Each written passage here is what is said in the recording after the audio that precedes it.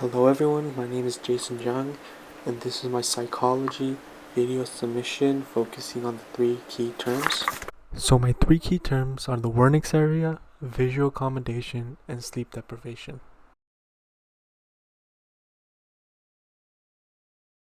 My first concept is the Wernicke's area, and the Wernicke's area is an area in the brain that is located in the left temporal lobe, and it was named after Karl Wernicke, who was a German physiologist. And so Wernicke first studied problems that arose from damage in this area. And so now we know the area is known for the understanding of words.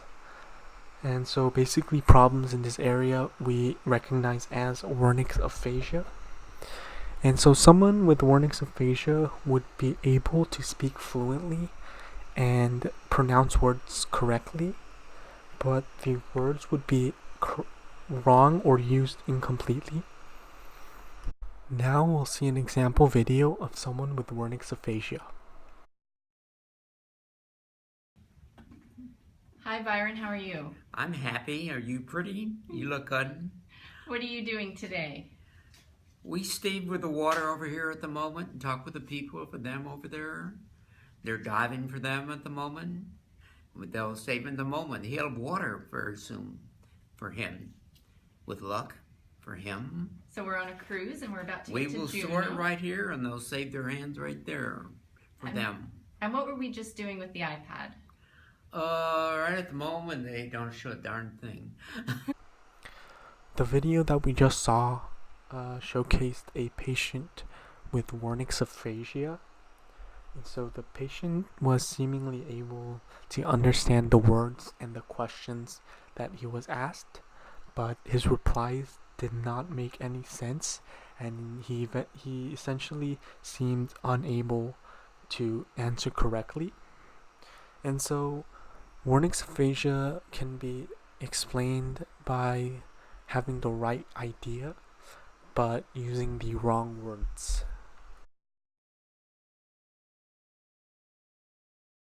My next concept is visual accommodation. Visual accommodation is essentially a process in which the lenses in our eyes will change its shape from thick to thin. And so this allows us to focus on objects that are close or far away. So next, we'll watch an example video of how the process of visual accommodation works.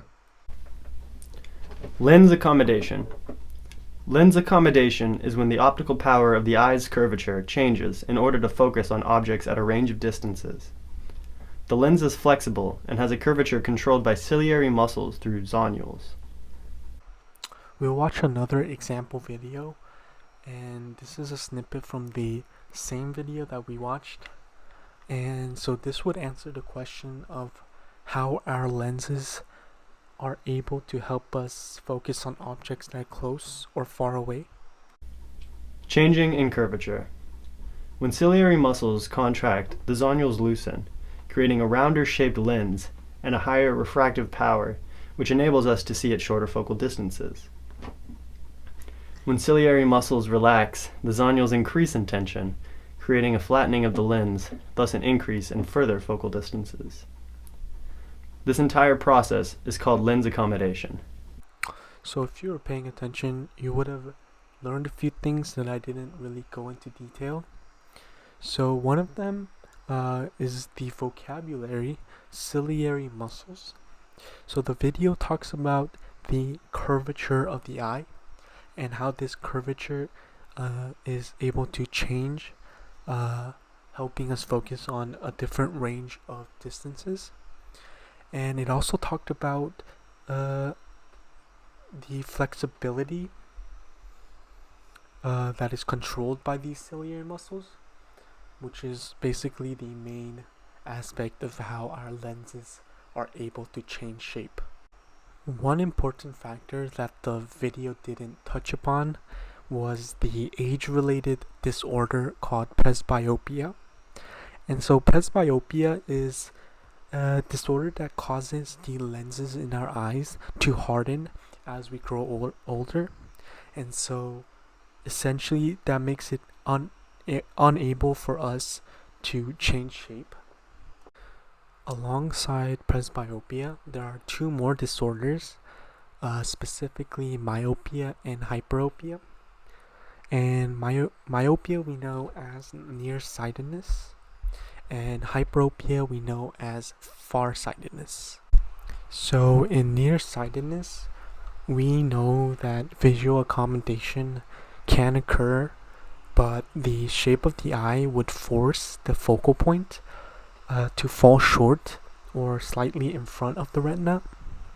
As you see in the image above, compared to the normal vision, the nearsightedness focal point is essentially in the middle of the eye. Simply, nearsightedness can be explained by objects that are far away become blurry. So, farsightedness, we also know that visual accommodation can occur, but it is essentially the opposite of nearsightedness, in which the focal point of the eye would be far behind the retina. As you see in the image, it actually crosses the entire eye itself. Here's a great image of nearsightedness and farsightedness pictured together. And so in nearsightedness, we can see objects that are farther away, such as that mountain, are blurry, and in farsightedness, we can kind of see that the objects closer are less clear than the objects, just the trees in the background.